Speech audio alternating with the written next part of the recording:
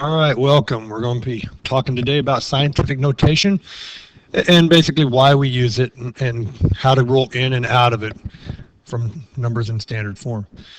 So in scientific notation, we have a number.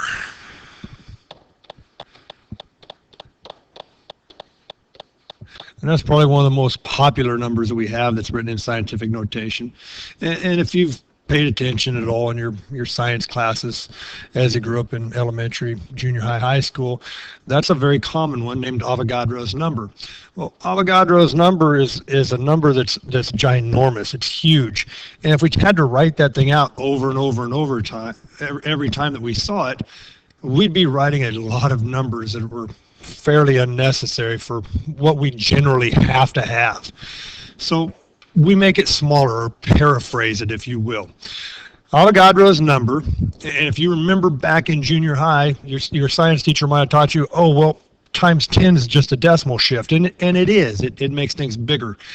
Well, we're going to move that decimal 23 spaces, and 23 spaces kind of looks like this. If you give me just a little time, we'll put this on the board.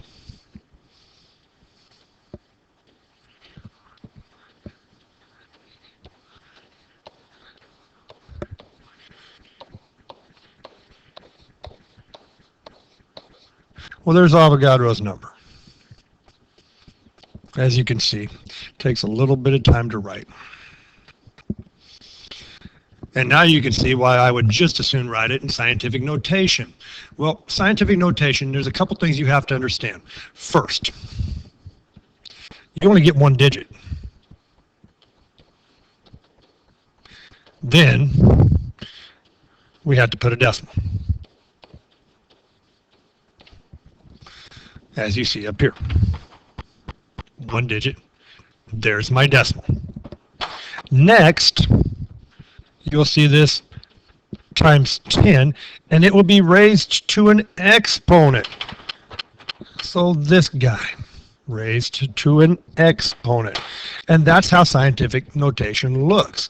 Now, in order to understand and convert back and forth, we really don't want to use things as big as Avogadro's number. So let's just go back and forth, and we'll talk about how to put things in and take things out of scientific notation. First, let's take things out of scientific notation, because there's a couple things I want to talk about there.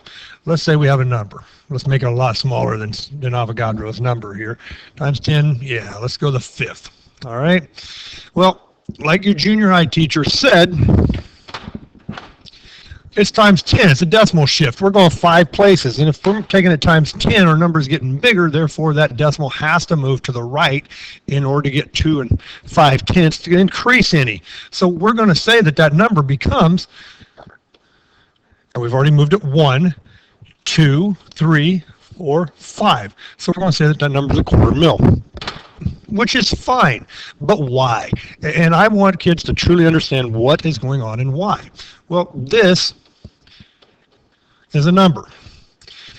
10 to the fifth, whenever we raise an exponent to a constant, that has a specific number. And in case this number, we can go 10 times 10 is 100, times 10 is 1,000, times 10 is 10,000, times 10 is 100,000. So 10 to the fifth is actually a number that represents 100,000. Now, if we take and multiply our decimals, 25 times 1 is 25. We have 1, 2, 3, 4, 5 zeros behind, 5 zeros behind, and then we come back to understanding the rules of multiplying decimals. We have 1 digit behind our decimal, so in our answer, we should have 1 digit behind our decimal. And if you look, all of a sudden, what our junior high teachers hopefully had taught us does work. And now we have an understanding of why, because 10 to the fifth power is actually 100,000.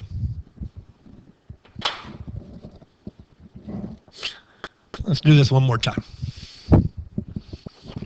So we have 3 4/10 times 10 to the eighth, which is simply a decimal shift because we're taking that number times a very large base 10 number. So we get 1 2, 3, 4, 5, 6, 7, 8. And that number becomes 340 million. All right. So as you can see, we can understand why, and we can still use what our junior high science teacher had told us, because hopefully they didn't lie to us, and hopefully you do understand and remember what they had taught us. Now, we don't just deal in scientific notation like that. Sometimes we get this negative exponent behind our 10, which is fine. And here again, your junior high teacher told you, well, that just means that we're taking it 3 spaces to the left. Well, that's great. So what they're saying is that you ought to get this number of 1, 2, 3, which is 21 10,000ths. Well, let's see if we can find out why that works and how that works. And we've just gone over in beginning algebra some rules that help us do that. Because it's not times 10 to the negative 3.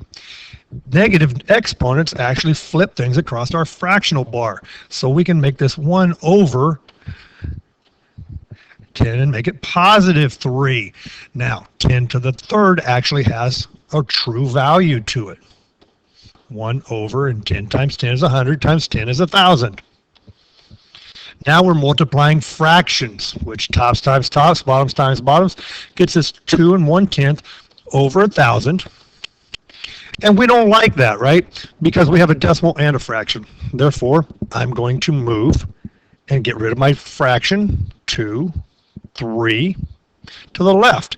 Well, if you're paying attention up top, your teacher told you a long time ago that it moves it 3 places to the left. Well, what we do at the bottom, we actually have to do the top, and here goes this decimal, 1, 2, 3 places to the left, thus getting us exactly what they said before. But here again, now we know why that works. So let's just do one more problem.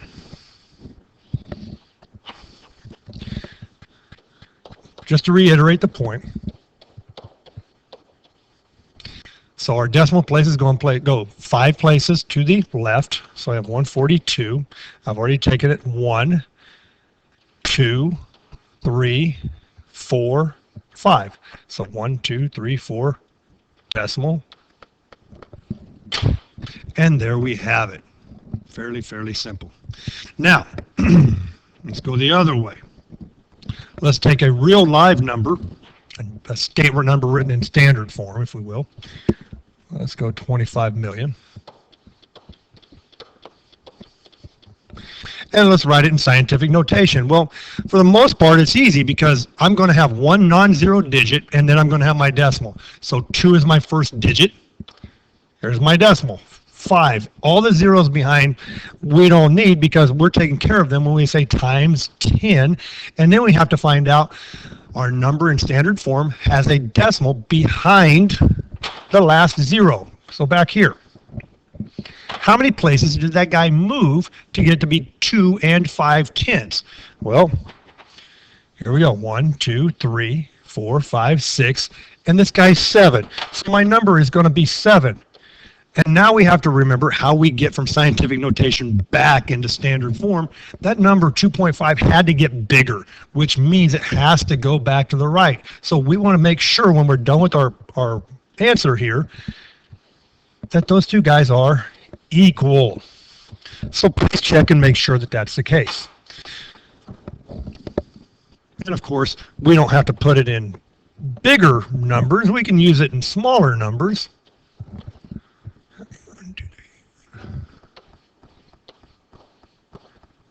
So we can also write that number in standard form, or that standard form number into scientific notation. So we have one non-zero digit, which is 9, decimal, and then we fill out the rest of our numbers, times 10, because now we're in scientific notation. And as you can see, my decimal to get from this point here to that point there, 1, 2, 3, 4, 5, and 6. So that is 6 places. But if we took 9 1/10 times 10 to the 6th, the number gets bigger. It goes to the right. We don't want it going to the right. Remember, we have to maintain equality between this guy, so therefore that is a -6.